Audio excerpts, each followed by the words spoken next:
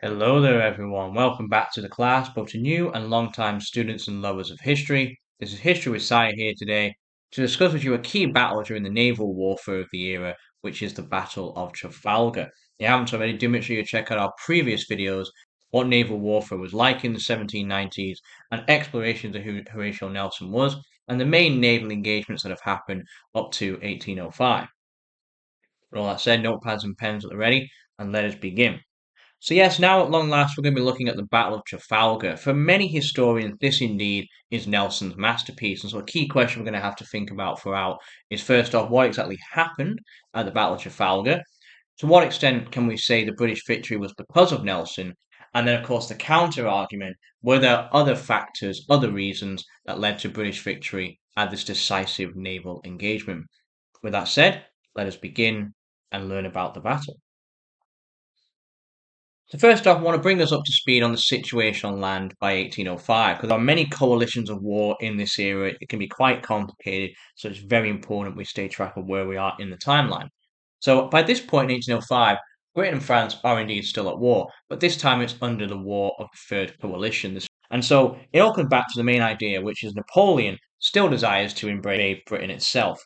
However, he faced a lot of problems, particularly the Royal Navy under Nelson is being quite effective at containing the French fleet and keeping them at bay. As established in our previous video, Villeneuve, the admiral of the French fleet, have been working for have been trying to make a breakthrough, trying to lure Nelson's fleet away and to enable a gap in the lines for the French fleet to be able to break through. However, by April 1805, this is nearly the case. Villeneuve's fleet has managed to break out of Toulon and it's managed to connect with the Spanish fleet under Admiral Gravina by that time. Nelson, of course, gave chase into the Mediterranean and, of course, all the way out into the Atlantic, but, of course, was unable to catch up in time. Villeneuve, of course, reversed course and set sail back for Europe, hoping to put Napoleon's plan into operation and enable this planned invasion of Britain. However, on July 22nd, a British fleet under Sir Robert Calder had intercepted Villeneuve, and therefore he was able to capture two of the Spanish ships he'd captured, and therefore forced him back to a place called Ferrol.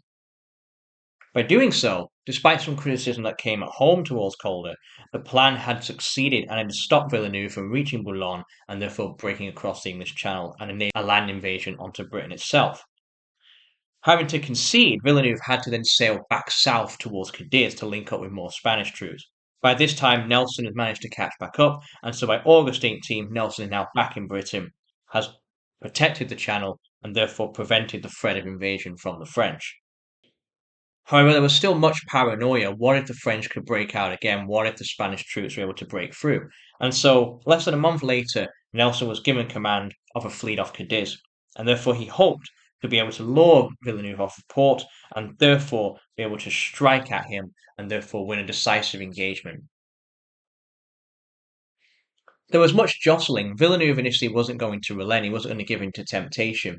However, Napoleon back home, by this point he's now Emperor of France and has pretty much complete control of the country, is planning to remove him from the admiralty. He's planning to demote him. Learning of this, Villeneuve now felt a lot of pressure, and therefore he decided he was going to engage the British fleet himself. He collaborated with the Spanish Admiral Gravina and decided together they were going to overcome Nelson's fleet that was off the Cape of Trafalgar by the port of Cadiz. And this is what now enables the great engagement between the British, Spanish, and French in what is now known as the Battle of Trafalgar. And so on October 19, 1805, Villeneuve decides to set sail for Italy. He leaves the port, and as expected, Nelson gives chase. Now, I just want to outline for us the leaders of this battle, particularly our primary leaders, so Nelson for the British and Villeneuve for the French and Spanish.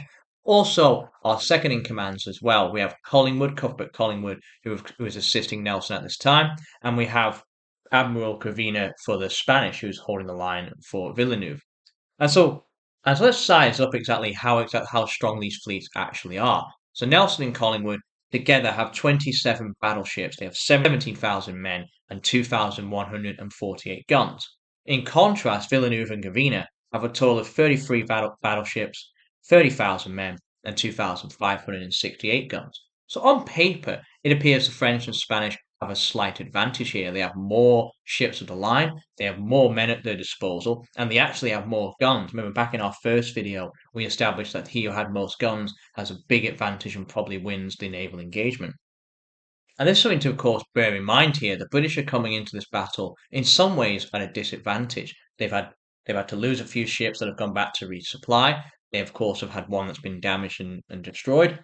And so they are really starting this battle at a disadvantage here. But something they did have a simple plan. Like all good plans, it was very simple. Nelson aimed to concentrate one part of his force on the enemy's rear, to crush it with superior gunfire, and then he would ensure the rest of his ships would prevent the ones in the north from coming down to the south and helping out the breach they were trying to create. This, Nelson hoped, would bring about his dream pell-mell battle. Now, we should remember what the pell-mell battle means. It's this idea of complete chaos, a complete brawl in the sea, rather than a formal duel of broadside, staying nice and ordered, nice and far apart from one another. He wanted to get up close, and he trusted the handling of his crews would have the maximum advantage possible to succeed in this conflict. So let's see exactly how he planned to do it. Here we are. So Battle of Trafalgar, October 1805. So by October 21st, the fleets are going to move into position and engage against one another. However, Nelson and Collingwood have come up with this key plan. So as we can see on my screen here, again, this is not diagram drawn to scale, but it gives us an idea of what they're trying to intend. Two-column attack. We're going to have Nelson's fleet in the north, and we're going to have Collingwood's fleet in the south. And so the idea is they're going to charge straight at the enemy lines. Particularly, Nelson wants to engage the French up north, and he wants to contain them. He wants to make sure Villeneuve cannot help the centre and the southern troops in the rear. And so Collingwood is going to lead the charge in the south. He's going to engage Gravina and the Spanish, and he's going to work through smashing through their lines. This two-column attack is very, very simple. He wants to smash through the centre, he wants to sink and disable any enemy ship if possible, and therefore, when that is done, allow his troops to have flexible leadership. Again, one of his key principles is the Nelson touch. He has true and absolute trust and respect in his men. He believes they're going to handle this, they're going to be really successful, and therefore they don't need him giving orders every time. He trusts them to have that independence, that autonomy to do really well in this battle. It's also important to understand that this has been well thought out. Again, Nelson has been preparing for about a month before this battle had happened. He'd been working out this plan well in advance, and he made sure all of his subordinates were fully aware of it. He was prepared to delegate responsibility to even individual captains on each of the ships. Nelson even famously wrote in his memorandum during the battle, "No captain can do very wrong if he places his ship alongside that of an enemy." He was very much confident that in a one-on-one engagement, the superior firepower, superior training would make up for their numerical disadvantage and their lack of fire superiority when all combined together. And again, this is his idea. He's doing something called concentration of fire. He's going to disrupt the fleet, he's going to split them up, and therefore give himself a one-on-one advantage rather than worrying about the grand picture that the French and Spanish combined together. So, aboard HMS Victory, Nelson personally led the charge from the front. And again, this is a very brave thing to do because the front ship is the one who's going to be enduring the most firepower. In fact, for literally about 45 minutes to an hour, they're going to have no way to retaliate as they commit to this charge. They're going to face the full fury of the French column up north, and therefore they have to brace for that. And Nelson, bravely as he always does, braces for that. And it does pay off. Despite the initial theoretical weakness, the French are not very good. They miss many of their shots, their guns jam, and while of course getting the few occasional strikes off, they don't hit anywhere near as much as they need to stop this column advancing. Likewise, in the south, Collingwood is charging aboard the Royal Sovereign. He's also ahead and he's leading the charge into battle. Collingwood was famously on the quarterdeck. This is the part of the deck behind the main mast where the officers were stationed, and it's also the most dangerous part of the ship. We talk a lot about Nelson and his bravery and his maverick nature, but Collingwood is very much inspired here and doing similar things. He is standing in a place where the sharpshooters from the opposing guns, from the opposing ships, could shoot him. But It was a point of honor for officers to lead their men from this exposed position. If they could be so brave to be so vulnerable, and therefore the men on the ship could be so brave as well. And so by 10 past 12 in the afternoon, the Royal Sovereign succeeded. It was only yards from the enemy. That's the famous report where Collingwood is stood there eating an apple, just nonchalantly waiting to give the order to fire. Meanwhile, Victory had faced much more devastation. Despite Nelson's desires, they still faced a lot of firepower from Villeneuve's fleet in the north, and for 40 minutes they sustained fire from around 5 of the battleships, and they actually had lost over 50 men by this point. Her rigging and sails were cut to pieces, and her steering mechanism was blasted to bits as she approached the centre of the enemy's line.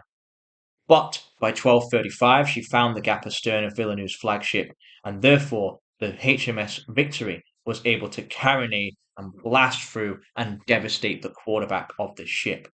And therefore her main guns could rake across the enemy's stern with a broadside and therefore put 400 Frenchmen and 20 guns out of action. And so, roughly by early afternoon, this is roughly the state of play. The centre has been pretty much encircled and smashed through, and we have a lot of engagement now happening. No longer do we have the straight lines for the French and Spanish, it's much more messy, and now they're facing the broadside firing from many British fleets, from many of the British ships of the line. Again, do remember that they're actually now extremely close, and so this pell-mell principle is going to succeed. The broadside firing of some 200 to 400 guns on a ship is devastating. In fact, Villeneuve's ship is ripped to pieces, absolutely destroyed by the engagement they're facing here. If you were below deck, conditions were absolutely appalling. They were noisy, they were smoky, there was fires, there was men slipping on the blood of their own comrades as they loaded and hauled and fired over and over again. However, again, as I said, this is a very vulnerable thing, this pell-mell style of combat, and Nelson himself in his bravery was just as exposed to it as all others. At 1:15 p.m., Nelson was shot through the shoulder by a sharpshooter stationed on the Redoutable's rigging, another enemy ship. The ball punctured his lung and passed through his spine. He was in great agony that he was carried below deck and taken to safety. However, the wound was severe. However, by 1:45, many of the French fleets were starting to surrender, and in fact many of the Spanish fleets where Collingwood was engaging against Gravina were also starting to do the same. Well, Nelson, upon hearing this, replied, "Very well." He was glad to hear that 12 of 14 of the enemy's ships were now in British control. And it's very important to remember this, despite Nelson being out of the battle, despite him being trapped under deck, his men still fought on quite bravely. Despite no longer having him on the deck to give command, his captains knew what they were doing. That Nelson Touch, his band of brothers, were so respectful, so knowledgeable, they kept coordinating. In fact, they made use of a new signaling system and therefore were able to use that to keep in contact with each other throughout the battle. Nelson was able to ensure the direction of his attack was still precise, even though he himself was no longer on deck giving those orders.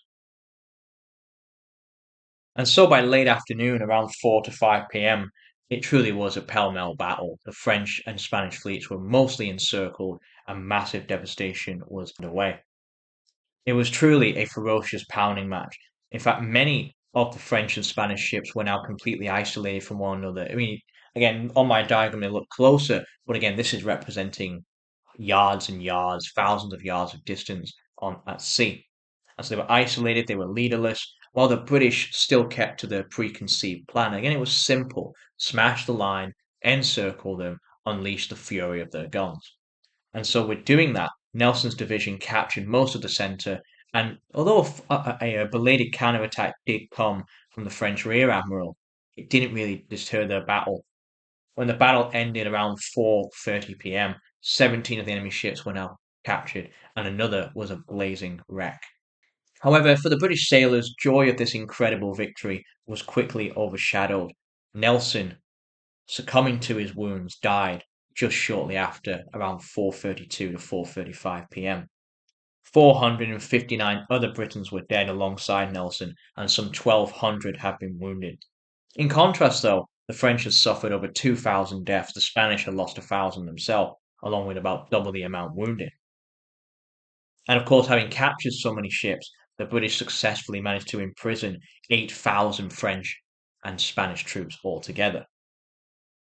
It's therefore fair to say, despite these setbacks, despite losing Nelson in this battle, it was undoubtedly a decisive victory. In a lot of ways, the psychological impact of Trafalgar is rather immeasurable.